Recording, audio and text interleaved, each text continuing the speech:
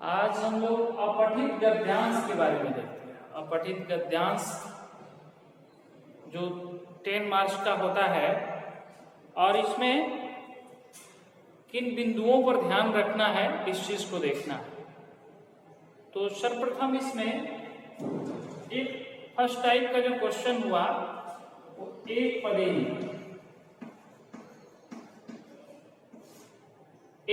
में कुछ क्वेश्चन रहता है जिसमें हम कैसे देखते हैं एक पदेन। तो किन के शब्दरूप को देखते हुए एक पदेन का जो उत्तर देंगे वो किन के शब्दरूप से, इसका उत्तर उसमें किन का जो शब्दरूप हुआ क और के इत्यादि से इसका आंसर खोजेंगे। अगर कहीं कह पूछ रहा है इसका मतलब वहां पुल्लिंग प्रथमा एकवचन में कोई उत्तर दिया हो, जन, नृप, बालक, इस टाइप का वहां दिया होगा उसको लिखेंगे। अगर के दिया हुआ है जना, बालका इत्यादि जो भी बहुवचन का शब्द होगा, नृपा इत्यादि वहां से लेकर लिखेंगे। इसी तरह इसका अगर कोई विभक्ति है कम, अगर पूछ रहा है तो द्वितीय विभक्ति पुल्लिंग का आंसर पूछ रहा है, कम का उत्तर उस पैसेज में से जन्म, बालकम,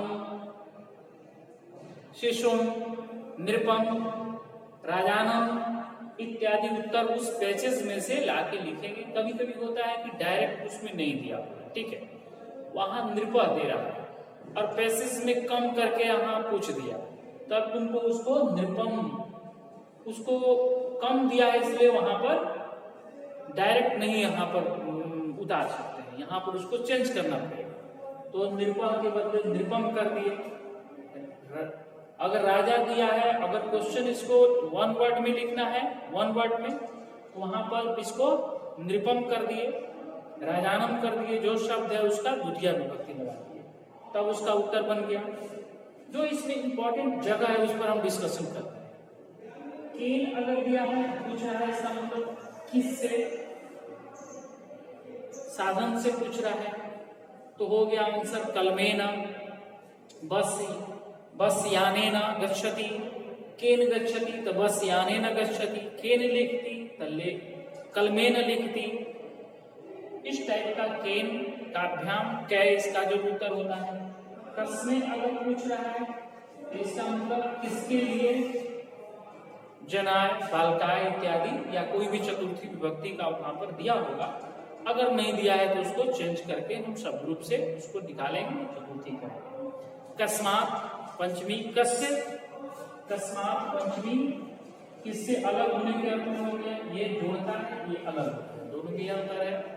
कस्य हो गया जिसका अर्थ हुआ किसका, ये षष्ठी विभक्ति है, नृपस्य, राज्ञ, जनस्य इत्यादि इसका कस्य का उत्तर हो गया। राजन शब्द का है तो राज्ञ षष्ठी में होता है, मुनि का है तो षष्ठी एक वचन मुने, मुनि का, गुरु का है तो गुरु, इस टाइप का वहां षष्ठी विभक्ति बदल जाता है। कस्य का योग केसाम होता है, और केसाम अगर पूछा तो इसका षष्ठी बहुवचन होता है केसाम, माने किन लोगों का इसका अर्थ हो गया, तो किन लोगों का, जनानाम, बालकानाम इत्यादि, यहां से हम आंसर ले लिए। कस्मिन कयो केसु, किसमें, गृहे, सपुत्र वसति, स्वगृहे वसति, पैसेज में इस टाइप का दिया होगा। छात्रा पुत्र पठन्ति, कस्मिन पठन्ति तो विद्यालय पठन्ति इत्यादि, ये पुल्लिंग के लिए। इसी तरह का के का इत्यादि स्त्रीलिंग से रूप ले लिए, नपुंसकलिंग कीम के कानी इत्यादि उससे लिए। और इस कीम के अतिरिक्त जो एक पदेन में जरूरत पड़ता है वो पुत्र, कौर जिसका अर्थ हो गया कहाँ, इसका अर्थ हो गया कहाँ, नंबर 1, नंबर 2, कदा जिसका अर्थ हो गया कब, कति जिसका अर्थ हो गया कितना, संख्या के लिए, कति जना वहां पर नंबर दिया होगा 10 जना, 20 जना, 60 जना इत्यादि। किमर्थम जिसका अर्थ किस लिए, कीदृश कीदृश, कीदृशी और कीदृशम, जिसका अर्थ हुआ कैसा, कैसी, कैसा, इस टाइप का अर्थ हो गया। और इससे हम प्रश्न टोटल एक पदेन का उत्तर जो है इससे हम बना सकते हैं। इसके बाद पूर्णवाक्य सेकेंड टाइप का जो हो गया, दूसरी तरह का जो हो गया वो पूर्णवाक्य। इसमें प्राय ऐसा होता है पूर्णवाक्य में कि डायरेक्ट पैसेज में रहता है, उसको लिख दिए, कहीं कहीं चेंज करके उसको लिखना पड़ता है, प्राय वहां ये आंसर मिल जाता है। तीसरे तरह का जो हो गया वो आंसर हो गया निर्देशानुसार। भाषिक का जब निर्देशानुसार मतलब जैसा निर्देश है क्वेश्चन, जैसे कहीं कर्तृपद क्रियापद पूछ रहा है, कर्तृपद अगर पूछ रहा है तो मतलब क्या पूछ रहा है, कर्ता क्या है। अगर क्रियापद पूछ रहा है तो क्रिया क्या है, गच्छन्ति, खादन्ति, हसन्ति, ये क्रियापद हो गया। बालका अस्मिन् विद्यालये बालका पठन्ति, अब ऐसे पैसेज में पूछेगा कि पठन्ति इति क्रियाया कर्तृपदम किम अस्ति, तो आंसर हो गया बालका।